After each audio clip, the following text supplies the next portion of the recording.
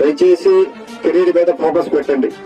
ఏదో ఒక పని, మీ బిల్స్ మీరు కట్టుకునేటట్టుగా ఏదో ఒకటి పని. నాకు ఇంటర్మీడియట్ చదివాను, నాకేమి రాదు, ఉద్యోగం రాదు అంటే ఉద్యోగం గవర్నమెంట్ వచ్చి మీ దగ్గరికి వచ్చి ఎవరు ఉద్యోగం ఇవ్వరు.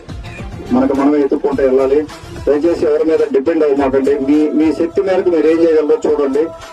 నేను రాజకీయంగా ముందుకు పోయిన తర్వాత నా శక్తి మేరకు ఎన్ఆర్ఐ కమ్యూనిటీని వాడి కానీ, మా బలంతో కానీ, ఆర్థిక బలం కానీ, లేకపోతే గవర్నమెంట్ సపోర్ట్ కానీ అన్ని తీసుకొని మనం యువతకి కానీ, ఆడపడుచులకు కానీ ఇండస్ట్రీస్ ఏదైనా తీసుకొచ్చి ఉద్యోగాలు వచ్చేటట్టుగా చేయాలనేది మా తొలి ప్రయత్నం.